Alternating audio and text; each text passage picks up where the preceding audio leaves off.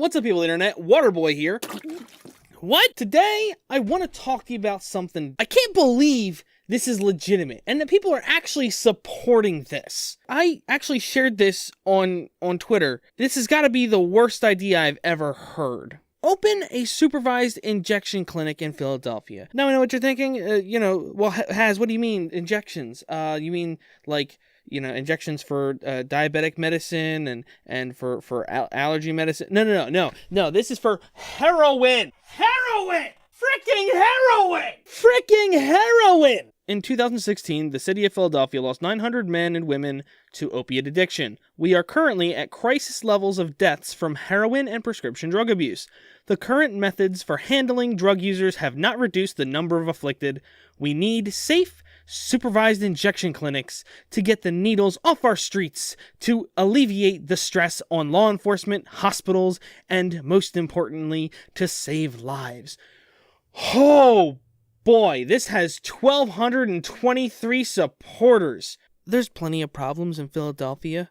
Drug users who, in many cases, are doing a lot of other things should not be the priority. If you're gonna build, you want to build this kind of place, but homeless shelters? Build more homeless shelters. Don't worry about the drug users are going to go there anyway. This is really, really dumb. People choose to put this poison into their body. I don't think there's a whole lot of people that were force-fed drugs and that they just kind of, let it go that way. If people don't want to get off drugs, then they're not going to get off drugs. Creating a safe space for them doesn't mean they're going to suddenly become a healthy piece of society and also do drugs. No, they're just going to continue to do drugs and not do anything productive. Yeah, there's wrestlers that have used steroids. That's not what we're talking about here. They specifically are talking about heroin users and prescription drugs. This is the not in my backyard solution. People are quite literally dying in our streets, in our parks, and in our playgrounds.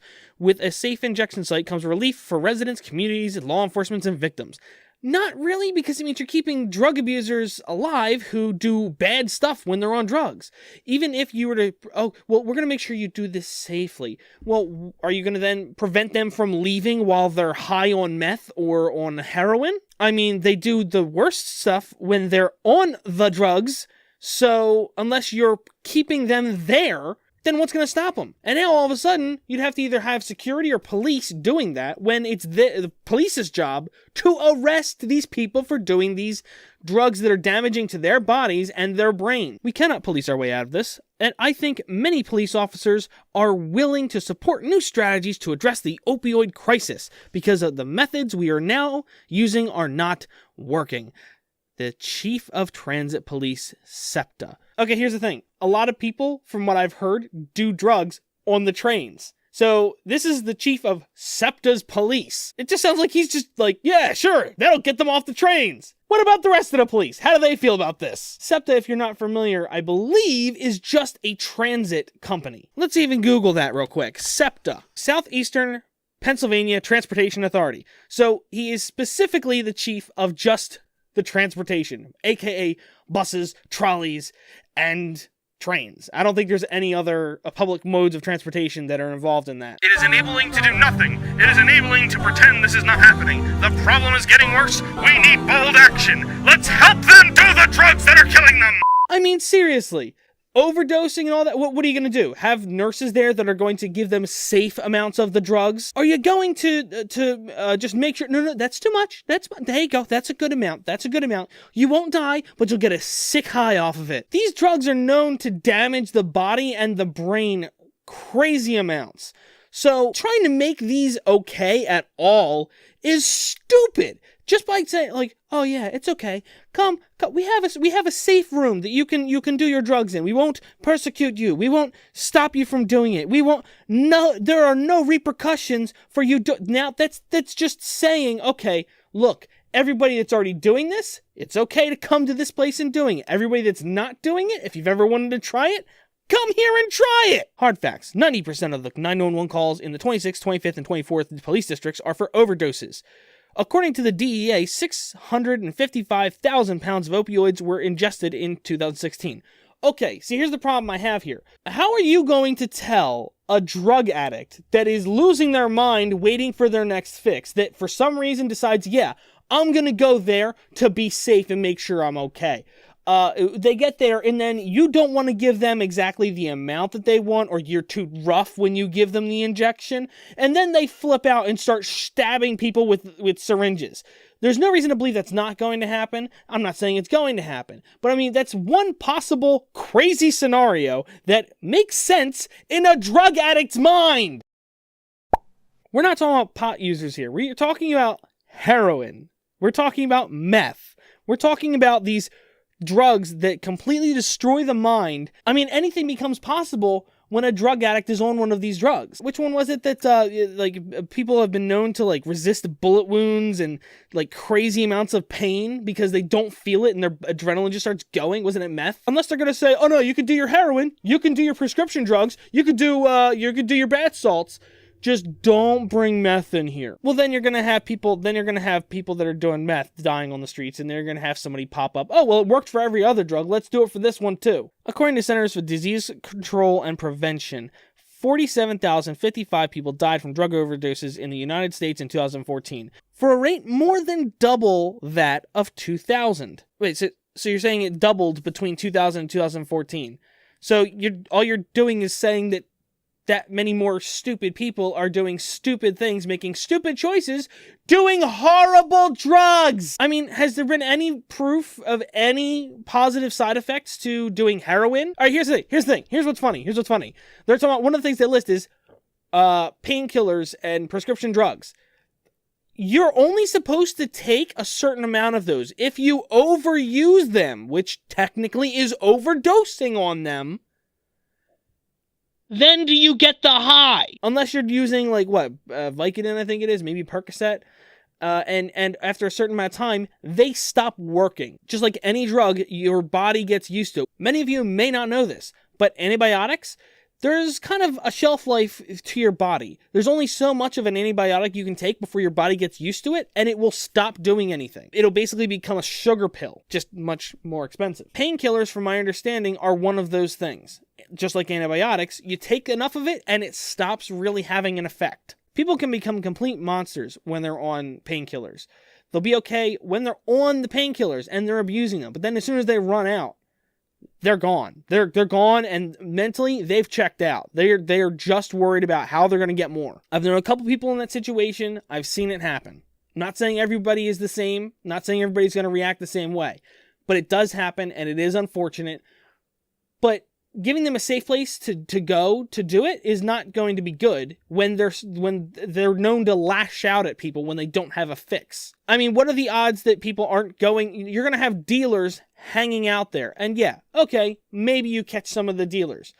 But then you also have people that can't get anything from the dealers because they don't have any money. Now they go there to bum off the other addicts. Just because the rate supposedly has doubled between 2000 and 2014 means, first of all, that there's not enough education about the drugs. Secondly, that not enough people care about the drugs because YOLO. Thirdly, maybe these people, their families need to get more involved, maybe just a little bit. I mean, people with depression and people with other serious clinical and medical and mental issues need to be taken care of, and their families need to pay attention to them. When there's something wrong, they need to step in. It's not the government's responsibility to make sure you're sane.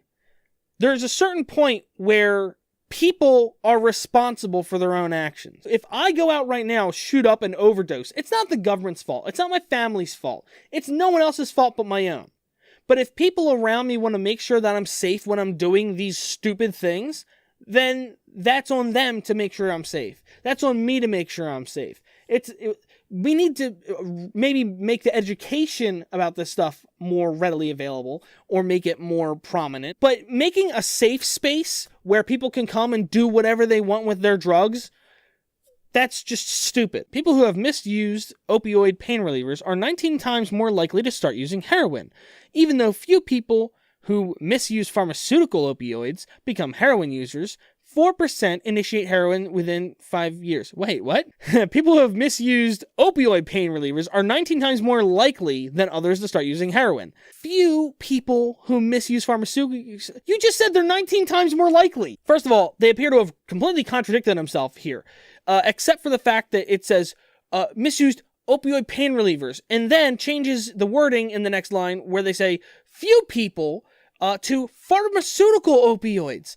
Is there a difference? Opioid pain relievers, I believe, are a pharmaceutical. I don't see why you would change that wording, aside from to stop sounding like you're repeating yourself, but those two lines kind of contradict each other. 19 times more likely, but only a few of those 19 times more people. I don't know where they get this number from. I can't figure out how the math is supposed to work there, that makes sense. After taking a brief moment of reflection, I realized I came off a little hostile towards the idea of this whole project.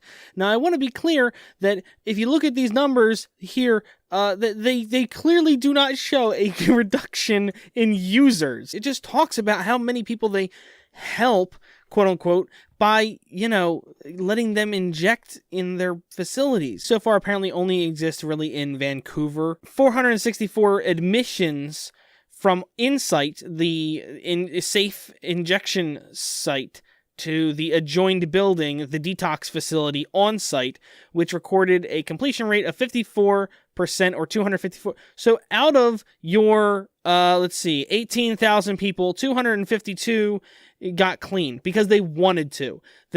Probably the same number of people that would have still gone, maybe in an accelerated rate. Here's the real problem. The government would have to pay for this through taxes. Insight's operational 2015 budget was $3 million. On-site's was $1.5 million, bringing it to almost $5 million total between the two buildings. It's crazy that the enabling site, which lets you just do the drugs, actually cost more to run than the actual recovery site. These clinics also provide information about drug rehab facilities, offering users a path to recovery, counseling for those who have lost loved ones or struggle with depression, and open wound care to heal abscesses and keep users from costly and wasteful visits to the ER. It is counterproductive to saddle penniless drug user with thousands of dollars in hospital bills that are impossible to pay. Really? So what you're going to do is you're going to put that on the taxpayer and instead make everyone's taxes go up. And then all the people that aren't wasting their life by doing drugs now have to pay for the drug user to do drugs! Freaking stupid, garbage, freaking idiot! What the heck is wrong with these people? This is freaking unbelievable! This is Waterboy signing off!